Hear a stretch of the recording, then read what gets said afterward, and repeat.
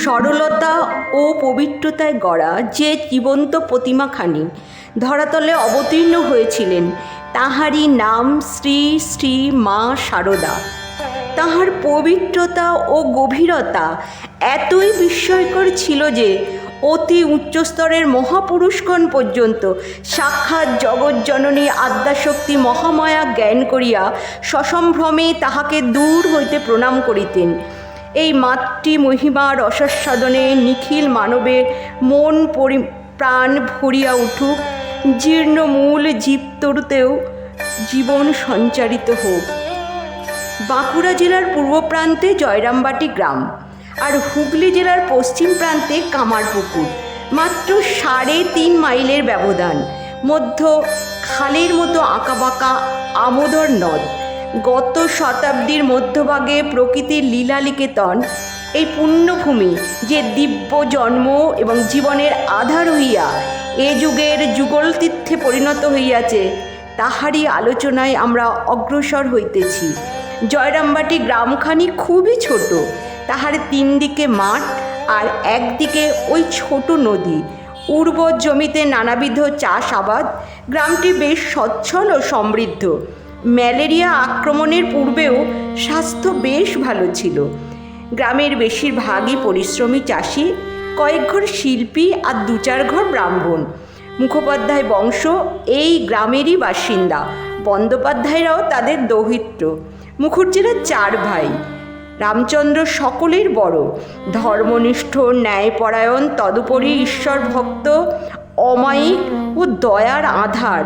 এই দরিদ্র ব্রাহ্মণ সকলের শ্রদ্ধা এবং ভালোবাসার পাত্র ছিলেন। তাহার সহধর্মণী পার্শ্ববর্তী শিহর গ্রামের মেয়ে শ্যামাসুন্দরী সর্বতোভাবে স্বামীর অনুগতা। সহস্তে রান্না করিয়া অভুক্ত অনাথ অতিথির পেট ভরিয়া খাওয়াইতে তাহার খুব আনন্দ। অল্প জমি জমায় উৎপন্ন ফসলই তাহাদের জীবিকা, প্রধান সংস্থান। ওই সঙ্গে যজন যাজন করিয়া এবং পৈতা সুতা কাটিয়া এই দারিদ্র দম্পতির দিন কাটিতেছিল। অভাব অনটনের কথা ভাবিতে ভাবিতে একদা নিদ্রার আবেশে রামচন্দ্র দেখিলেন এক সর্বসুলক্ষণা শালঙ্করা বালিকা তাহার গলা জড়াইয়া কাছে বসিল। তিনি মনে করিলেন, এতদিনে বুঝি মা লক্ষ্মী মুখ তুলিয়া চাহিলেন। ভাগ্যান্বেষে তিনি শহরের অভিমুখে যাত্রা করিলেন। এদিকে শ্যামাসুন্দরী একদিন পিত্রালয়ে শিহরে দেবদর্শনে গিয়াছেন। ফিরিবার পথে দেবালয়ের কাছে এক বিল্ল বৃক্ষতলে বসিয়া অনুভব করিলেন একটা বায়ু যেন তাহার উদরে প্রবেশ করিল। সঙ্গে সঙ্গে দেখেন লাল চেলি পরা অতি সুন্দরী একটি ছোট্ট মেয়ে গাছ হইতে তাহার দিকে ঝাঁপাইয়া পড়িল। কোমল বাহু দুটি দিয়া পিঠের দিক হইতে তাহার গলা জড়াইয়া ধরিয়া বলিল, আমি তোমার ঘরে এলাম মা। শ্যামাসুন্দরী অচৈতন্য হইয়া পড়িয়া যান।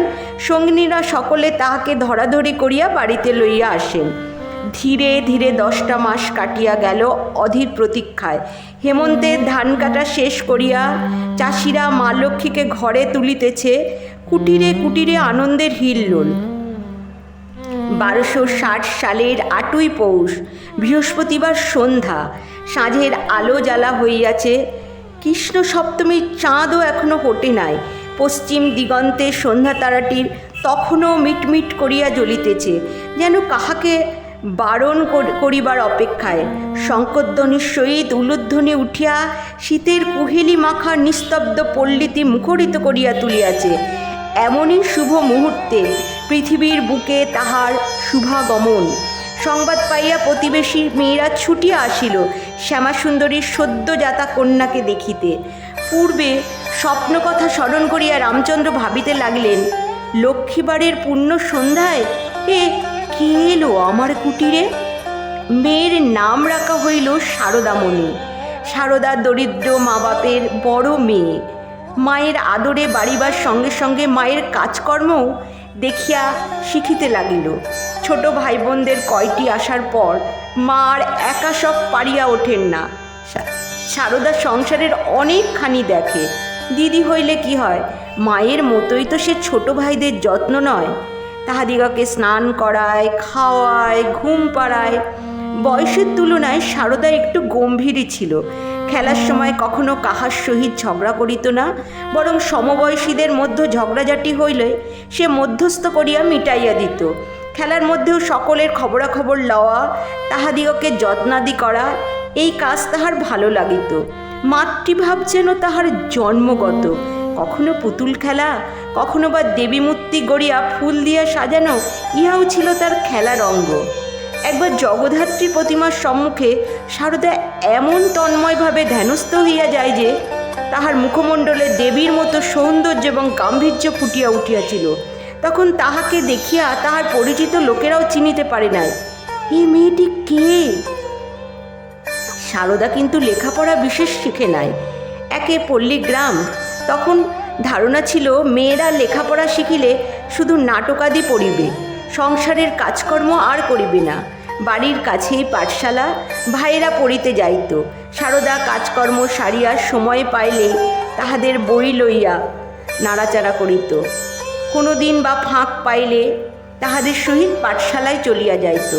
লেখাপড়া শিখিবার প্রবল আগ্রহ তাহার বহুদিন পর্যন্ত ছিল এবং সুযোগ পাইলে যতটুকু পারিত সে শিখিয়া লইত। এইভাবে শেষ পর্যন্ত সে পড়িতে শিখিয়াছিল, কিন্তু লিখিতে পারিত না। বই পড়ার শিক্ষা একমাত্র উপায় নয়। কথক ঠাকুরের কথা, দোল দুর্গোৎসবের যাত্রা কীর্তন শুনিয়া সারদা কত সুন্দর সুন্দর কথা শিখিয়া লইত। দু একবার শুনিলেই তাহার সব মনে থাকিত। তখন কে জানিত এই মেয়ে একদিন এমন একজনের হাতে পড়িবে যিনি তাহাকে লৌকিক আধ্যাত্মিক সকল শিক্ষা দীক্ষা দিয়া সর্বতোভাবে পরিপূর্ণ করিয়া দিবেন এবং পরবর্তীকালে তাহার সম্বন্ধে বলিবেন, ও সারদা জ্ঞানদায়িনী। জয় মা।